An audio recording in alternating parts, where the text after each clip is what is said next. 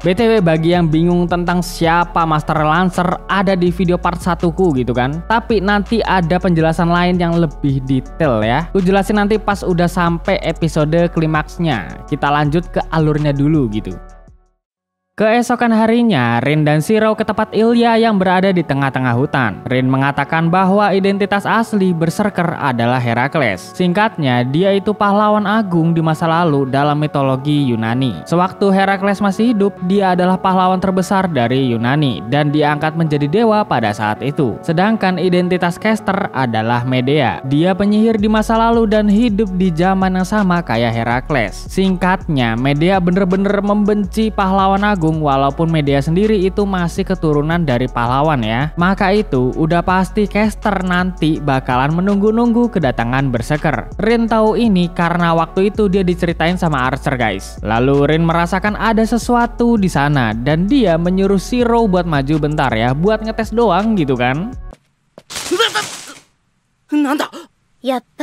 Dugaan Rin bener, Ilya punya akses full di hutan ini. Karena tadi terlihat ada jebakan biar orang lain gak seenaknya masuk ke sini ya. Nah, Rin ini langsung jalan ke dalam karena pasti Ilya udah matiin jebakan itu kan. Ilya juga mantau dari tempatnya sendiri dan udah tahu kalau mereka ke sana bukan untuk bertarung. Gak taunya belum dimatiin anjir.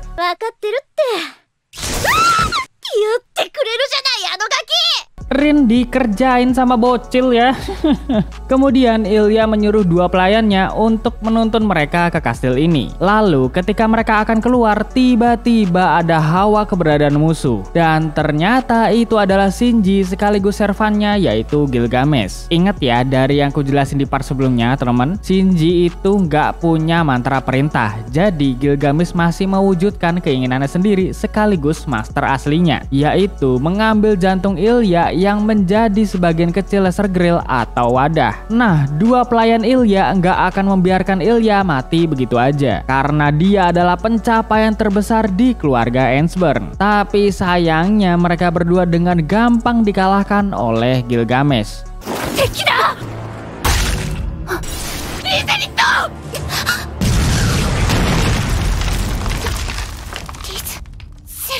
Ilya pun datang dengan berserkernya dan setelah melihat dua pelayan setianya mati di hadapannya, Ilya bener-bener kesel dan akan menghabisi Gilgamesh. Lalu pertarungan antara Herakles, pahlawan agung yang susah mati, dengan Gilgamesh manusia setengah dewa serta raja dari para pahlawan pun dimulai.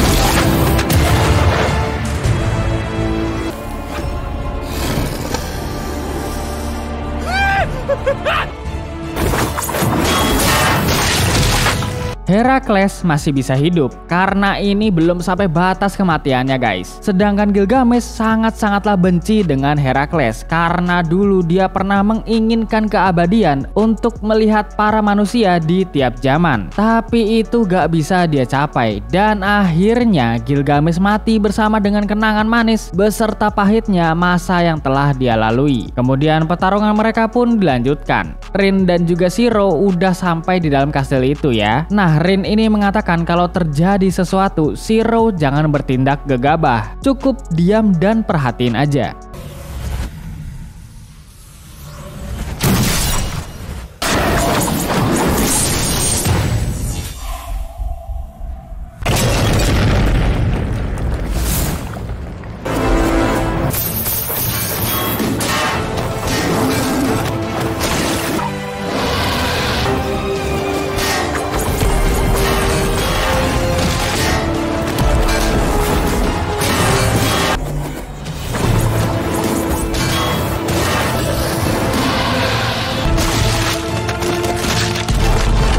Herakles gak berkutik guys. Kali ini dia melampaui batas kematiannya dan tetap bisa hidup lagi. Tapi Gilgamesh menghentikan pergerakannya dengan rantai surgawi Enkidu. Herakles gak akan bisa bergerak dan Ilya gak akan bisa pakai mantra perintah apapun. Ini adalah hidup terakhir bagi Herakles.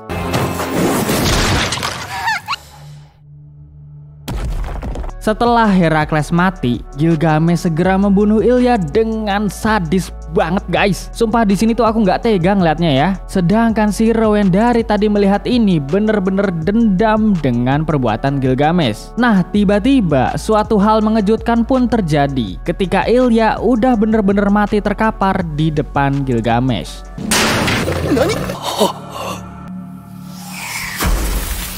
Gilgamesh pun langsung mengambil jantung Ilya, menyimpannya dan mencari tempat untuk menaruh laser grill itu agar bisa menjadi grill dan membuka gerbang permohonan. Ketika Gilgamesh akan pergi, Shiro menghentikannya, tapi Gilgamesh berkata kalau Shiro bakalan sia-sia bertarung dengannya. Saber udah nggak ada lagi di samping Shiro dan dia cuma jadi sampah aja karena terlalu lemah. Di saat Shiro akan dibunuh, Shinji pun muncul dengan kesombongannya yang bikin penonton tuh serasa kayak monojokin karakter ya. Shinji bilang kalau Gilgamesh adalah servan barunya, jadi Shiro harus sujud di hadapannya kalau gak mau mati ya. Jelas Shiro menolak lah. Nah Rin pun langsung muncul dan mengancam Shinji. Tapi karena Gilgamesh ini masa bodoh sama kematian Shinji, ya wes dia tuh pergi aja gitu kan. Ditambah lagi Rin itu cocok buat jadi tempat ditaruhnya laser grill. Jadi setelah caster dihabisi, mereka bakalan mendatangi Rin kembali. Waktunya juga mepet, maka itu Gilgamesh bakalan mengurus yang lainnya terlebih dahulu. Sedangkan Shinji malah kesel karena Rin jadi bareng sama Shiro terus. Sumpah ini karakter Shinji itu paling gak jelas guys di sini, sumpah lah.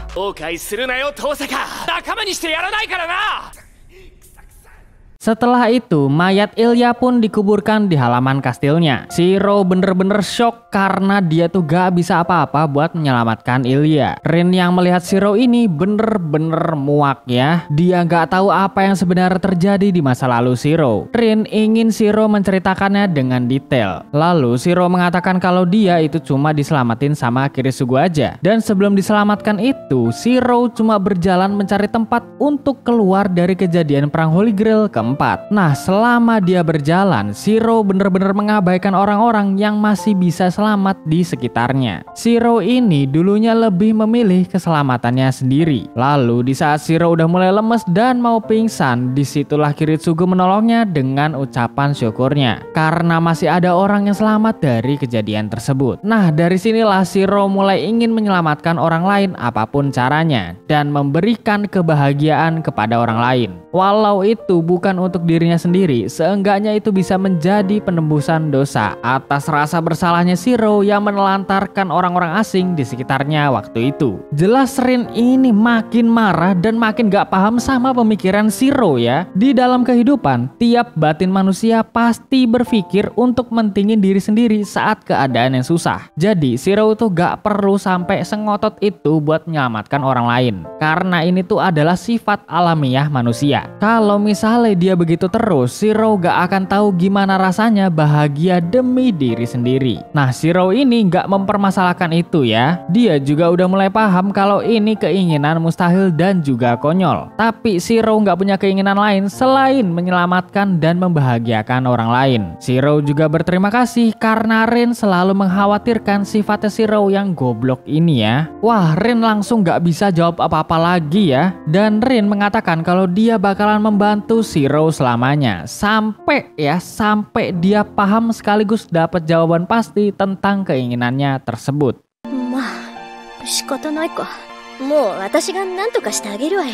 Saat perjalanan pulang, Shiro dan Rin ngobrol-ngobrol bentar tentang Gilgamesh. Mereka paham tentang latar belakang dia, karena emang Gilgamesh pahlawan legenda zaman dulu yang pernah memimpin kota Uruk. Tapi Rin gak bisa ngerasain kekuatan Gilgamesh sejauh mana, karena seharusnya kalau disetarain sama pendekar atau pemanah atau yang lainnya, Gilgamesh tetap sama gitu kan. Bahkan kata Shiro, Gilgamesh bisa jadi lebih lemah daripada servan lain. Shiro paham kalau kekuatan Gilgamesh Gilgamesh ada pada ribuan senjata yang dia miliki di masa lalu. Gilgamesh memiliki gudang yang tak terbatas gitu ya untuk menampung senjata tersebut. Toh Gilgamesh dulunya tuh raja kaya raya gitu kan. Tapi keputusan mereka saat ini bukan buat melawan Gilgamesh, melainkan Caster. Karena Saber itu gak boleh jatuh ke tangan dia sepenuhnya. Tak lama kemudian Lancer pun datang. Dia kesana tujuannya buat ngebantu mereka guys. Bukan buat bertarung kayak awal-awal pas ketemuan sama Rin gitu kan. Tapi Shiro sama Rin malah kelakuannya kompak bener anjir. Karena mereka ngira ini ya Lancer mau tarung-tarungan gitu kan. 別に急がねえから最後まで済ましちまいな。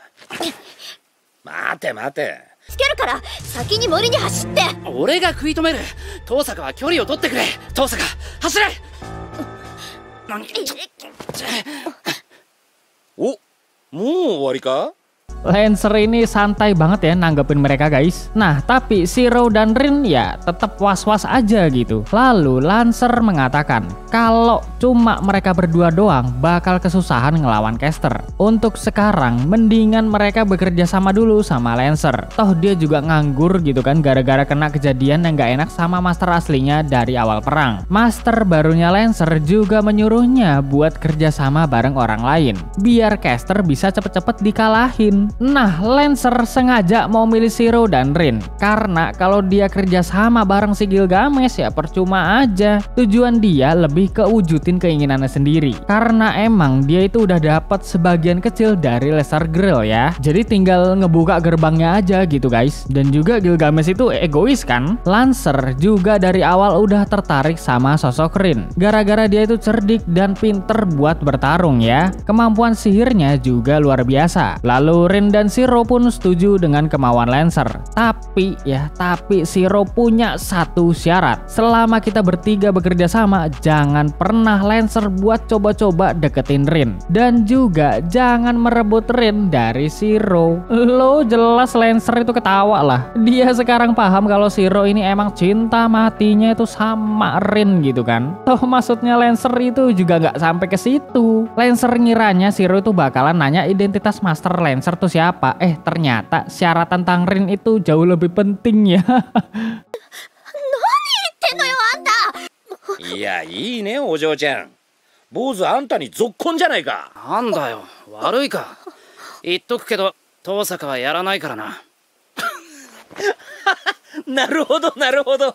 そりゃそうだ。これじゃ本当に私たちが付き合ってるって。ほらシロもなんか言いなさいよ。言いなさいよバカ。私たちはただの協力関係なんだから。そうか。私とシロはその。本当も何もとっくに出来上がってんだよお前たち。